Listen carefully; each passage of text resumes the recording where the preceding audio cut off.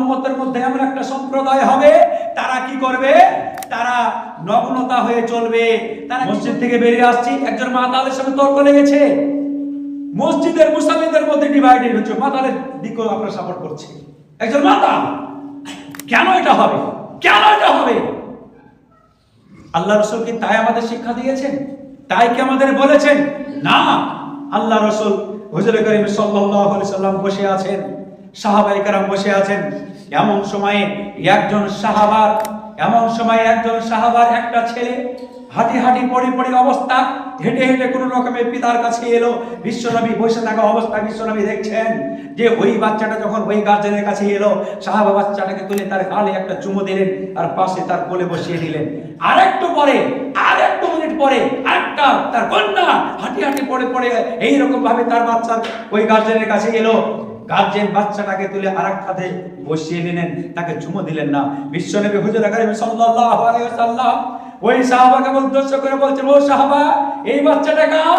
বলে আমার। এই মেয়েটা কার? বলে আমার। বিশ্বনবী বলছেন, তুমি একজন সাহাবা হয়ে দ্বিচারিতা করেছো, বৈষম্য আচরণ করেছো, ইসলামী বৈষম্য বরদাস্ত করে না। তুমি পিতা হয়ে পুত্রকে একটা চুমু দিয়ে বসালে, তুমি কি পিতা হয়ে তোমার মেয়েকে একটা চুমু দিয়ে আরেকটা পাশে বসাতে পারতে না? তুমি পিতা হয়ে বৈষম্য করেছো তোমার ছেলে মেয়ের সঙ্গে। ক্ষমা চাইলেন। আল্লাহ রাসূল বললেন, আল্লাহর কাছে ক্ষমা চেয়ে নাও।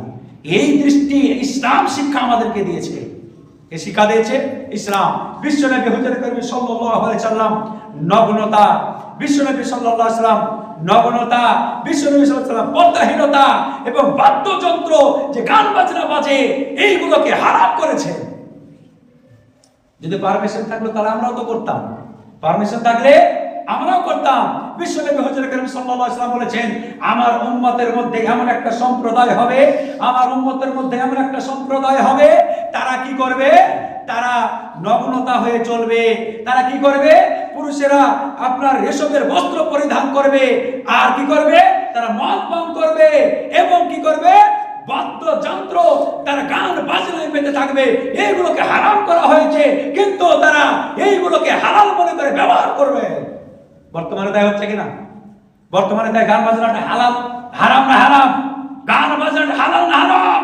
এই গান বাজনাকে হারাম করা হয়েছে, অথচ আমাদের মুসলিম সমাজের ছেলে মেয়েরা এইগুলোকে হালাল উপায়ে মনে করে ব্যবহার করছে। কোন দিকে যাব? একটা বিশ্বনবী রাস্তা দিয়ে যাচ্ছেন, টাইম বলতে গিয়ে বিষয়গুলো বলা শেষ হয় না। বিশ্বনবী রাস্তা দিয়ে যাচ্ছেন, একটা আল্লাহ রাব্বুল আলামিন বলছেন, ওয়া মা আরসালনাকা ইল্লা রাহমাতাল লিল আলামিন। হে নবী, তোমাকে শুধু মানুষের জন্য নয়, সারা পৃথিবীর সকল জিনিসের জন্য করুণার মধ্য প্রতীক করে তোমাকে পাঠানো হয়েছে। বিশ্বনবী একটা রাস্তা দিয়ে যাচ্ছেন, বিশ্বনবীর সামনে একটা উট দাঁড়িয়ে গেল। উটের দুই চোখ দিয়ে পানি ঝরঝর ঝরঝর করে ঝরছে। উটটা কান্না করছে, অবলা প্রাণী, কথা বলতে জানে না, কান্না করছে। বিশ্বনবীকে দেখাতে চাইছে, বিশ্বনবীকে তার চোখের পানি দিয়ে বোঝাতে চাইছে। উটটাকে দেখলেন বিশ্বনবী, তার পুরো বডিটা হাড্ডি হয়ে গেছে, চামড়া দিয়ে হাড়গুলো ঢাকা আছে। উট তার চোখের পানি দিয়ে বোঝাতে চাইছে যে আমার মনিব আমাকে অক্লান্ত পরিশ্রমের সঙ্গে আমাকে খুবই পর্যাপ্ত পরিমাণে খাটায়, কিন্তু আমার যত্ন নেয় না। বিশ্বনবী তিনি উটের ভাষা, তিনি যখন দেখলেন যে উটটা কান্না করছে, উটের মালিককে ডাকলেন। উটের মালিককে ডাকা হলো। উটের মালিককে বলছে, এ উটটা কার? বলে আমার। বলে উট তার চোখের পানি দিয়ে বলছে, ও উটের মালিক, তুমি আমাকে পর্যাপ্ত পরিমাণে খাটাও, আমাকে পরিশ্রম করো, আমার দ্বারা তুমি মুনাফা ওঠাও, কিন্তু আমার হক তুমি আদায় করো না। হ্যাঁ, বিশ্বনবী বলছেন, এ উটের মালিক তুমি, এ দ্বারা তুমি মুনাফা উঠাও, এ দ্বারা তুমি তোমার সমস্ত কাজ উঠিয়ে নাও, একে পর্যাপ্ত পরিশ্রম করাও, কিন্তু তোমার দায়িত্ব পড়ে না এটাকে তোমার দেখভাল করা। তাহলে আল্লাহ রাসূল একজন অবলা প্রাণীর সেই দৃষ্টান্তও দিলেন এবং মানুষের সঙ্গে কি ব্যবহার করতে হবে এটাও দিলেন। এইখানে হাদিসের মধ্যে এসেছে আদ-দীন ওয়ান-নাসিহা, আদ-দীন ওয়ান-নাসিহা। পাশ্চাত্য জগতে বড় হয় মেয়ে পালিয়ে যায়, বড় হয় ছেলে পালিয়ে যায়, 1 বছর পর পিতা মাতাকে মনে করে আর তাদেরকে কাট করে বছরে একবার যার যা খুশি অবাধ ভাবে মিলামিশা করে পাশ্চাত্য জগতে। এই বুড়া বুড়ি 1 বছর পর কাপটা পেয়ে বলে, দেখো আমার ছেলে আমার মেয়ে আমাকে মনে করেছে। আর তাদেরকে অল পিপুল সেন্টার পাশ্চাত্য জগতে সরকারের অধীনে তাদেরকে একটা খাবার মানে ঘর দেওয়া হয়, খাবার দেওয়া হয়, মদ দেওয়া হয়, পত্রিকা দেওয়া হয়।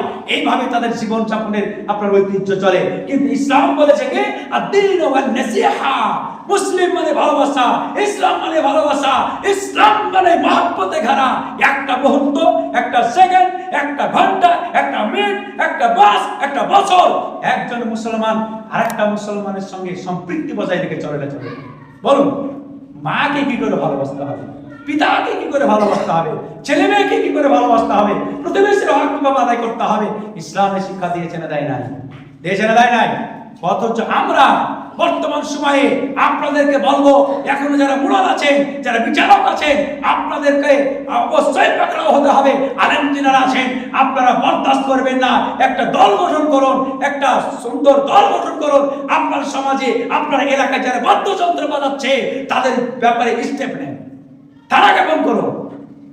যদি আপনি বলেন যে এটা করা যাবে না, যে যা করছে করো, তাহলে কিন্তু আপনারা পাকড়াও হয়ে যাবে। আর এলাকায় আস্তে আস্তে খ্রিস্টানদের কালচার চলতে চলতে আপনাদের ব্রেনকে, আপনাদের সমাজকে কুলুষিত করে শেষ করে দেবে। যাই হোক, আমি এই ব্যাপারে অনেক কথা আপনাদের সংক্ষিপ্ত আকারে তুলে ধরার চেষ্টা করলাম।